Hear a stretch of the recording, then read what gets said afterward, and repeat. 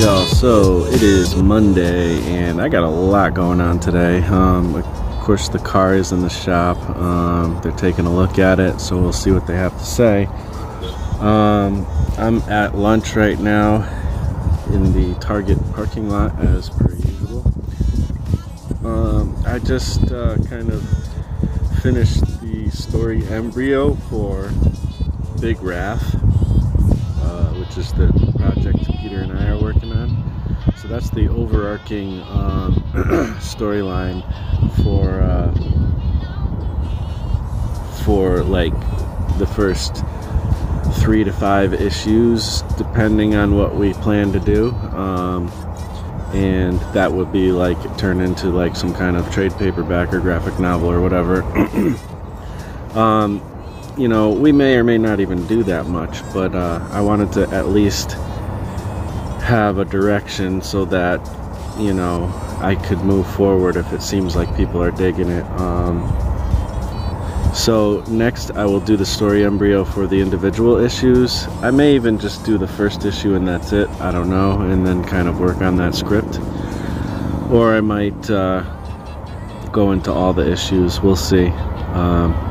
Probably makes sense to do the story embryo for all of them. It's not like it's hard, really. I mean, it's hard, it's difficult, like it takes time, it takes kind of brainstorming and thinking and stuff, but you know, it doesn't take a ton of time, you know. It's not like I'm writing a script for each issue.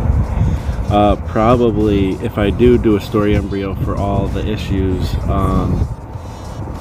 I will only work on the first issue after that when it comes to developing the script, and then I'll probably go right into pencils and inks and all that stuff and figure out the rest of the script later so we could get the ball rolling on this.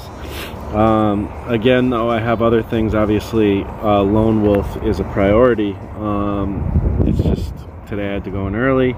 Got a lot of crazy stuff. We got a doctor's appointment coming up, and I just don't have time to get to the computer as per usual, but hopefully that'll change and I'll be able to get more to Lone Wolf this week. This one page is, it's going on its 3rd week working on this one page, which is frustrating because I know I could get a page done or more a week, you know. There's no reason why I couldn't if I had more time, you know. I could probably get a lot more done than that, but you know, it is what it is. I'm doing the best I can. Lone Wolf has gotten a little bit of a boost. Last I looked, that was yesterday. I don't think I looked today because I've just been so busy. I haven't had any chance to look at stuff like that.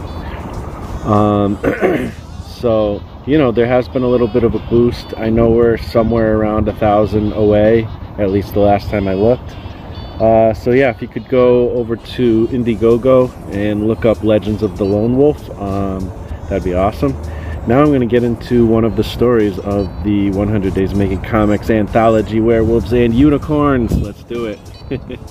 Alright, so I just read Bigfoot and Dogman's Bogus Journey by Matthew Enstrom. I'll tell you, man, Matthew Enstrom never fails to hit you with a laugh, you know. He's always got like some funny gags going on with his comics and stuff. I talked about it a little bit in the Sunday Fun Day art cast or whatever. What is it? The early bird art cast that I did on Sunday yesterday, and Matthew hung out with myself and Peter Palmiotti and Russell Leach of sorry, I'm like doing focus on my phone at the same time, of comic book black belt. And yeah, so his comic was fun as usual. I really got a little giggle out of that. So good job, Matthew. And yeah, you guys should check out the anthology, 100 Days of Making Comics.com/Marshall. That's the place to go if you want to help me to be able to let you pick the theme, or, you know, help me decide at least of what the theme is for the next anthology, and I'll get a guaranteed spot on there to do a story, and that would be really cool. But really, just let's help us get to this Karen Lewis really cool poster that we could all get if it gets to that stretch goal, because I'm really looking forward to that. It's looking amazing, and we still got a ways to go. We got about 12 days left or something. I think 11 days left now. Yeah, so check it out. Go to that link in the description, and yeah. So I was talking to a friend who asked me, you know, if I'd check out their script and what they've written so far for their story, and and you know, it's pretty cool. It's fun to be able to like look at other people's scripts and you know, see if I can give them some tips. I mean, I'm still new at this. I'm still learning myself. But I've been learning a lot, and I do feel like, you know, if people come to me, I'd be happy to share at least what I know, you know, and what's been helping me to write my stories. And I'm still figuring it out though, but you know, one thing that it's kind of simple stuff. It's stuff like if you look up how to write characters or how to write and stuff, you'll find a lot of the stuff that I talk about. But you know, I'm learning how to make it actually work. That's the thing. Like these sites can talk about this stuff all day long, but you know, putting it into practice is a whole different thing. So you know, I've been treating some of these things like bullet lists, or like almost like Mad Libs. If you guys, I don't know if you guys remember Mad Libs. You know, they were these fun little pages of, like, it was like a story, but they left blank, so you could put in a noun or an adjective or an adverb or whatever.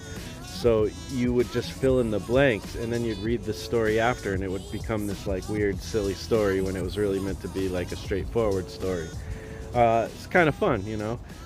So I kind of treat, now I'm not trying to do this just for fun. I'm trying to like actually make a real story.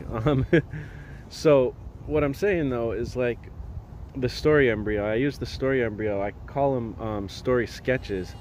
Well, first I kind of do this like brain dump, and I'm going to do a full video on this at some point, but first I do a kind of a brain dump. Like I have like the seed of a story, I have an idea, or somebody approaches me with like some seeds, like Peter approached me with a whole bunch of stuff for a story, and I take what I see from what he's telling me, and I kind of have my own like brainstorm / brain dump. I was calling this the premise, but I'm going to start calling it the brain dump. And it's just, I call it seeds basically. It's just a bunch of different kind of seeds or whatever to eventually turn into a bloomed garden. Maybe even some fruit and vegetables, you know. some stuff that's good for you. So anyways, you know, I just do this brain dump, throw the seeds on the ground, see what sticks, see what grows, whatever, blah blah blah. And it's just everything that comes to mind, and I'm trying to build some characters. Maybe I'll do a little bit of you know, figuring out the relationships between the characters. I try to kind of come up with somewhat of a complete story. Maybe I'll think of an ending for my story, I'll put that in there, that'll help me along the way. Maybe I'll think of a few moments here and there, some like a beginning scene, something like that, a few structure elements, just little elements from story that I've learned that are good to help you build a story. And then I just put that there. It's incomplete, it's not really a very cohesive thing, but it kind of gives me a direction, something to work off of. And once I get to the point where I'm like tired of doing that, or where I'm just like, I've put everything on the page that I can think of, and it usually wouldn't take up more than a page of writing. Once I'm done with that, like initial brain dump, then the next step, you know, probably won't be the same day. It could be the same day though. The next step is in the story sketching phase is now I try to create a story embryo. Now, a lot of times I'm noticing that stories are turning into, you know, multiple book stories or something like that, you know, like a mini series, like 3 to 5, you know, issues make up a graphic novel type of thing. Hopefully I can get to the point where I stop doing that and stop making everything so big and crazy. But, you know, anyways, that's how it tends to be. So what I'll do is you can make story embryos for everything, like, so it's just a great like little structure. So you can make a story embryo for the full, you know, 5-book story, you know, so you get, and I'll start big and then start going small, like I'll move from big to small, and then I'll, you know, make a story embryo for you know, the issue, like I said before earlier in this vlog. And you can even go as far as making a story embryo for each character that's like a main character. You can, you know, you can even break it down to making a story embryo for each scene if you want to. I mean, you can go crazy with this. I don't necessarily recommend going crazy. It's kind of something to help you if you're stuck too. Like if you get to a point where you're like working on a scene and it doesn't work, maybe you can use the story embryo to help you kind of figure some stuff out. I don't know. I haven't really messed with that yet. The point is, is I use the story embryo comes in 8 parts, and you know, you can look that up. There's, you know, resources out there,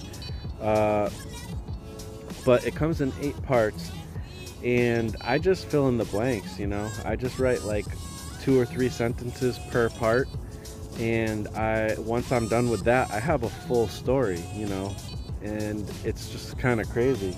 So now I don't have to have written like hours and hours and hours and hours and hours worth of material to go back and then say, oh, you know what, I don't think I like the direction I was writing in.